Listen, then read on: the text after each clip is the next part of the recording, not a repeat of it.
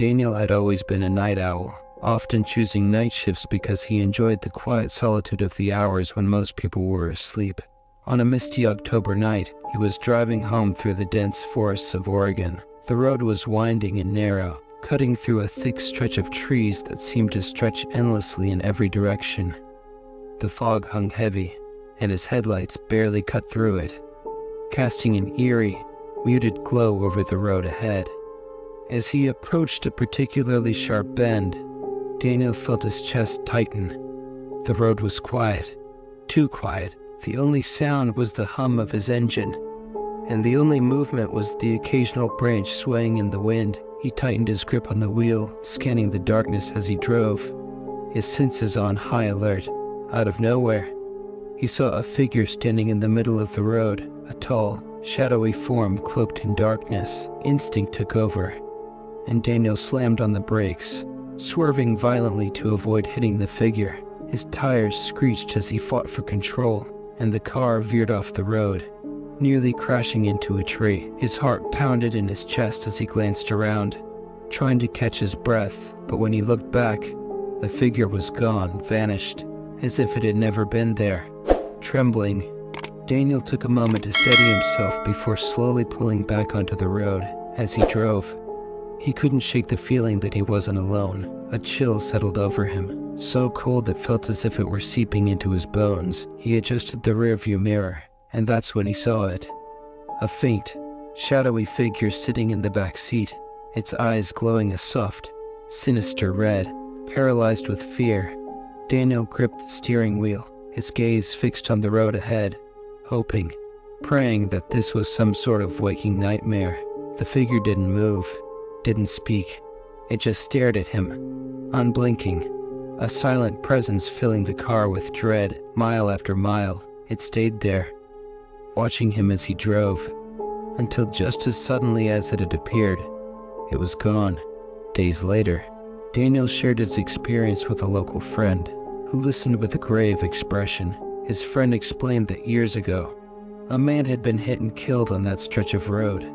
People said his spirit still lingered, wandering the dark forest, looking for a way back home. Ever since that night, Daniel avoided that road, but sometimes, when he's alone in his car at night, he feels the same chill creeping in, as if the shadow might just find him again.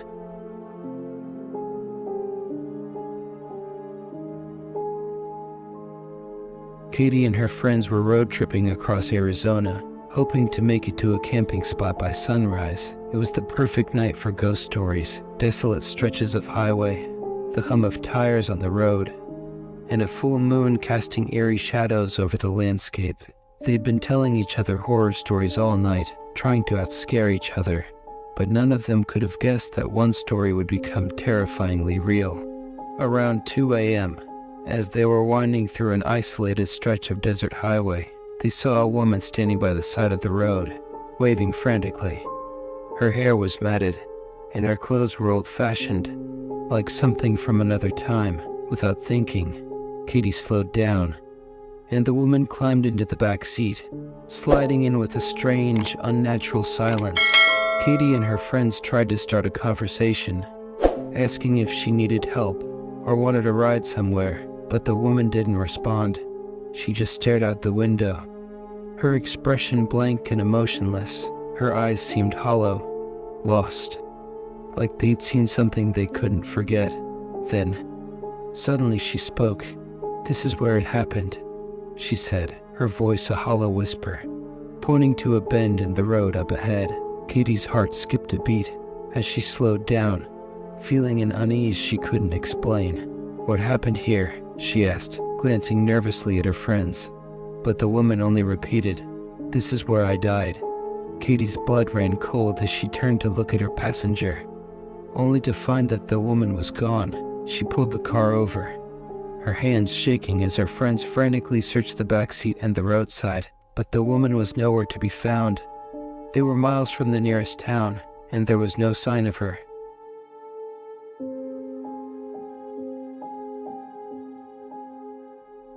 Mike had been a long-haul trucker for years, so he thought he'd seen it all. Storms, breakdowns, and the occasional strange sight on the road. But one night on an isolated stretch of road in Texas, he found himself in a situation he couldn't explain. It was around 3 a.m., and the road was deserted. Mike liked the quiet of the night drives, the empty roads giving him a chance to think, but as he was passing through a particularly dark stretch, he noticed a pair of headlights appear in his rearview mirror.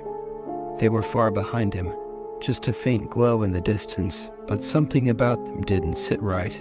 Every time he glanced back, the lights seemed to get closer, flickering, as if they were blinking in and out of existence. He tried to ignore it, chalking it up to fatigue, but the lights kept drawing nearer. Almost as if they were tailing him, he pushed down on the accelerator, hoping to put some distance between him and the vehicle.